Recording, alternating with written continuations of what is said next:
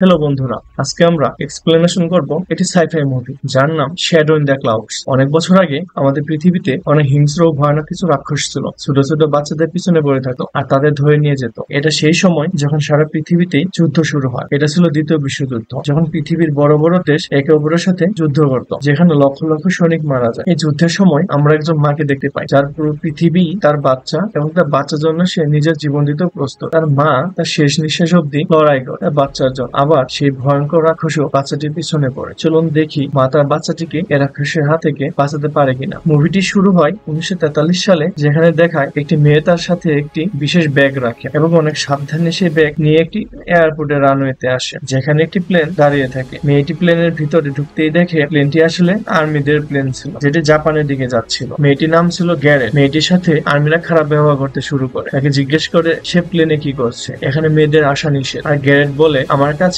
মেজরের আদেশ আছে, যে কোনো মূল্যে এই ব্যাগ আমাকে সঠিক জায়গায় পৌঁছাতে হবে, যার আদেশ আমাকে তোমাদের মেজরই দিয়েছে। ক্যাপ্টেন বলে, ঠিক আছে, তুমি আমাদের সাথে যেতে পারো, কিন্তু প্লেনে জায়গা কম থাকায় তোমাকে নিচে গিয়ে বসতে হবে, যেখান থেকে গুলি চালানো হয়। কিন্তু গ্যারেট বলে যে নিচে আমি আমার ব্যাগ নিয়ে যেতে পারবো না। কুইট নামের একটি সৈনিক বলে, ব্যাগ আমাকে দাও, আমি এর খেয়াল রাখ। আর কোনো উপায় না থাকায় গ্যারেট ব্যাগটি কুইটকে দেয়। তারপর গ্যারেট নিচে গিয়ে বসে পড়ে আর প্লেন জাপানের উদ্দেশ্যে রওনা হয়। সম্পূর্ণ জার্নি গ্যারেটকে প্লেনের বাইরের অংশে বসে করতে হবে। যখনই প্লেন উপরে ওঠে গ্যারেট কিছু আওয়াজ শুনতে পায়। আশেপাশে দেখার পরও গ্যারেট কিছুই দেখতে পায় না। তারপর সে চুপচাপ বসে পড়ে। এরপর পাইলট উইলিয়াম জিজ্ঞেস করে গ্যারেট আগে আর্মিতে কি কাজ করতো। গ্যারেট বলে যে সে একজন ফ্লাইট মেকানিক্যাল পাইলট, কিন্তু এখন সব থেকে জরুরি কাজ হচ্ছে এই ব্যাগটি যথাস্থানে পৌঁছে দেওয়া। তারপর আকাশে বজ্রপাতের কারণে গ্যারেট কিছু একটা দেখতে পায়। ক্যাপ্টেনকে বলে, আমাদের প্লেনের পাখায় জন্তু জানোয়ারের মতো কিছু দেখতে পেয়েছে, কিন্তু ক্যাপ্টেন বিশ্বাস করে না আর বলে, তুমি হয়তো ভুল দেখেছো। তারপর গ্যারেট ঘুরে দেখার চেষ্টা করে, কিন্তু কিছুই দেখতে পায়। গ্যারেট নিজের সুরক্ষার জন্য দরজা লক করে, কিন্তু গ্যারেট একটু শক্তিশালী হওয়ার কারণে দরজা লক ভেঙে যায়। এটা বলার পর সৈনিকরা দরজা খুলতে চায়, কিন্তু খুলতে পারে না। তাই গ্যারেট আবারও নিচের দিকে যায় আর আমরা দেখি যে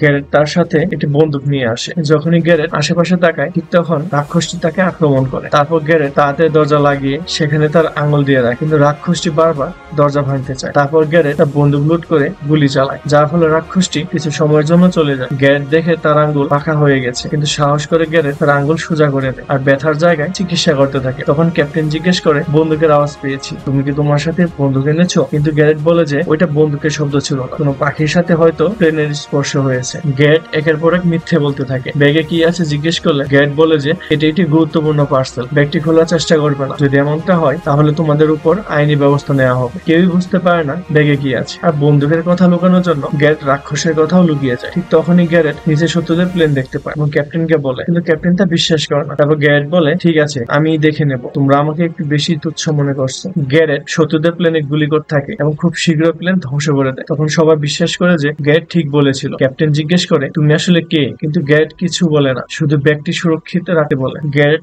চেম্বার ঘুরিয়ে দেখে রাক্ষসটি প্লেনের অংশ ভেঙে ভিতরে ঢোকার চেষ্টা করছে। গ্যারেট নিজে প্লেনে গুলি করতে পারবে না আর রাক্ষসটি গ্যারেটের কাছে আসে। ভিতরে ঢোকার চেষ্টা করলে গ্যারেট তার লেজে গুলি করে। রাক্ষসটি আরো রেগে যায় এবং বড় বড় দাঁত বের করে গ্যারেটের দিকে ঘুরতে থাকে। গ্যারেট বন্দুক তাক করতে রাক্ষসটি ভিতরে ঢুকে যায়। গ্যারেট ক্যাপ্টেনকে বলে যে রাক্ষসটি প্লেনের ভিতরে ঢুকে গেছে, প্লেনের ইঞ্জিন খারাপ করে দিয়েছে, কিন্তু তারপরও কেউ বিশ্বাস করতে চায় না। তারপর তারা বলে, ব্যাগে কি আছে যে তুমি আমাদের বলছো না। তাই গ্যারেট বাধা দেওয়ার পরও ব্যাগ খুলে ফেলে আর দেখে ছোট্ট একটি বাচ্চা। গ্যারেট সবার কাছে ক্ষমা চায় আর বলে যে আমি তোমাদের মিথ্যে বলেছি আর ওই কাগজটিও বানানো ছিল। ঠিক তখনই গ্যারেট শত্রুদের বিমান দেখতে পায় আর চেম্বার ঘোরাতেই সেটি ভেঙে যায়। ক্যাপ্টেন গ্যারেটকে বলে যে রাক্ষসটি ভেতরে এসে ব্যাগ নিয়ে চলে গেছে। গ্যারেট তখন তার অসহায়তার জন্য কান্না করতে থাকে। তারপর গ্যারেট দেখে রাক্ষসটি ব্যাগ নিয়ে বাইরে বের হয়ে আসে, কিন্তু গ্যারেট গুলি করতে রাক্ষসটি আবার ভিতরে ঢুকে যায়। ব্যাগটি তখন প্লেনের নিচে ঝুলে থাকে। অনেক উঁচুতে হওয়ার পরও গ্যারেট জীবনের ঝুঁকি নিয়ে উল্টো ঝুলে তার বাচ্চার দিকে যেতে থাকে। শত্রুদের বিমানও তখন তাদের উপর আক্রমণ করে, কিন্তু তারপরও গ্যারেট সামনে এগুতে থাকে। গ্যারেট চেম্বার থেকে একটি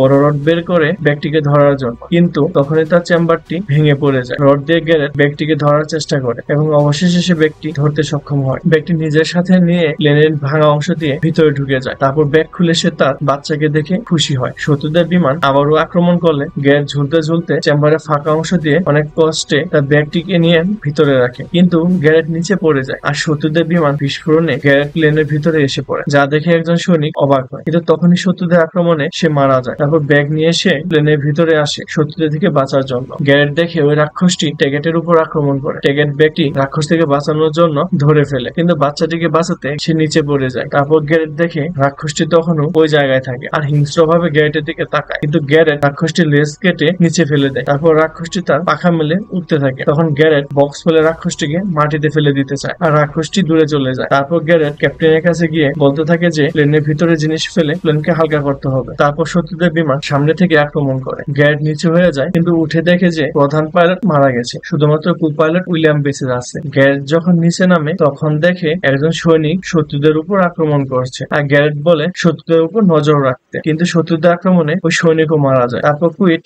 গ্যারেটের কাছে আসে, যে ওই বাচ্চাটির বাবা ছিল। প্রথম থেকেই তারা এটি লুকানোর চেষ্টা করতে থাকে। তারপর দেখে ওই রাক্ষসটি আবারও ফিরে আসে আর ব্যাগটি কুইটকে দিয়ে রাক্ষসের উপর গুলি করতে থাকে। রাক্ষসটি গ্যারেটের কাছে আসলে সঠিক নিশানা লাগিয়ে গ্যারেট রাক্ষসটিকে গুলি করে মাটিতে ফেলে দেয়। শত্রুদের বিমান আবার আক্রমণ করলে গ্যারেট গুলি করতে থাকে। শত্রুদের বিমান ধ্বংস হয়ে যায়, কিন্তু প্লেনের অবস্থাও খারাপ থাকে, যার ফলে প্লেনটি নিচে নামতে থাকে। গ্যারেট কো পাইলটের কাছে এসে বলে শীঘ্র বিমানটিকে ল্যান্ডিং এর জন্য নিচে নামাতে হবে। উইলিয়ামের সাথে বসে প্লেনটিকে উল্টো করে ক্র্যাশ ল্যান্ডিং এর জন্য প্রস্তুতি নেয়। তারপর প্লেনটি পাহাড়ের সাথে ধাক্কা খেয়ে নিচে ল্যান্ডিং করে। এরপর গ্যারেট কুইটের কাছে যায় আর কুইট বলে আমাদের বাচ্চাটাও ঠিক আছে আর আমিও ঠিক আছি। তারপর গ্যারেট দেখে যে বিমানে আগুন লেগেছে। সাথে সাথে সবাইকে নিয়ে যখনই বের হয় তখন বিমানটি বিস্ফোরণ ঘটে, কিন্তু সবাই বেঁচে যায়। আর গ্যারেট ব্যাগটি খুলে তাদের বাচ্চাটিকে দেখে যে বাচ্চাটি সুস্থ আছে, যা দেখে তারা দুজনে অনেক খুশি হয়। কিন্তু তখনই রাক্ষসটি এসে ব্যাগ নিয়ে পালানোর চেষ্টা করে আর গ্যারেট রাক্ষসটির উপর আক্রমণ করে ব্যাগটি নিয়ে নেয়। ব্যাগটি কুইটের কাছে দিয়ে রাক্ষসকে বলে এখন তোর জীবনের সমাপ্তি করবে। এটা বলে গ্যারেট রাক্ষসের দিকে দৌড়ে যায় আর অনেক মারতে থাকে। তারপর দুজনের মধ্যে লড়াই চলতে থাকে।